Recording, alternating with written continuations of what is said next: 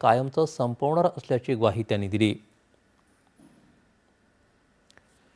जेव्हा महाराष्ट्रावर संकट येईल तेव्हा मैत्री वगैरे बघणार नाही असं सांगत आज पुन्हा राज ठाकरे यांनी अदानी आणि भाजपावर जोरदार टीका केली।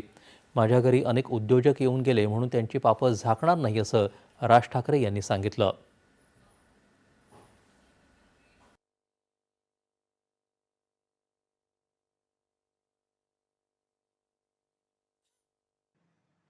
माझ्या घरी गौतम अदानी येऊन गेला एकदा, माझ्याकडे रतन टाटाही येऊन गेलेत, माझ्याकडे मुकेश अंबानी येऊन गेलेत, माझ्याकडे आनंद महिंद्राही येऊन गेलेत, अनेक उद्योगपती येऊन गेलेत, अनेक फिल्ममधले कलाकार येऊन गेलेत।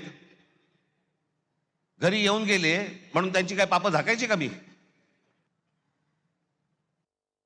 काल जे तुम्हाला दाखवलं हे इतकं भयानक आहे, इतकं भीषण आहे। हे जे फोटो दाखवतात कधी 2-3 वर्षापूर्वीचा काहीतरी फोटो दाखवतात, तो जेव्हा घरी आले होते। आता घरी आल्यावरती काय हाकलून देऊ?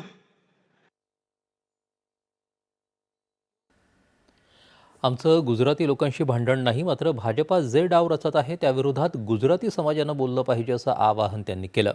यावेळी त्यांनी भाजपावर घणाघात करत मतदारांना भाजपा पैसे वाटप असल्याचा आरोप केला। पूर्वी असणारा भाजपा पक्ष आता संपला आहे। पूर्वी भाजपामध्ये राष्ट्र प्रथम होतं, आज मात्र भ्रष्टाचार प्रथम अशी त्यांची ओळख झाली आहे, अशी टीका उद्धव ठाकरे यांनी या सभेत केली। मराठीवर अन्याय करणारं हे सरकार आहे, आमचा भाषेला विरोध नाही, मात्र भाषेच्या जोरावर दादागिरी करणं चालणार नाही, अशी टीकाही त्यांनी केली।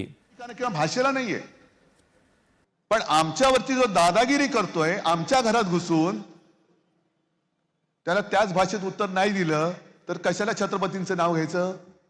आम्ही सहनशील आहोत, आम्ही सगळ्यांना आपलं मानत आलो, आणि आता आपलं मानता मानता जे कोणी आमच्याशी दादागिरी करतायत त्यांना थोडंसं त्यांना कानफट आहे एवढं दाखवून दिलं तर काय चुकलं आमचं? ठाणे महानगरपालिका निवडणुकीसाठी शिवसेनेनं आज आपला जाहीरनामा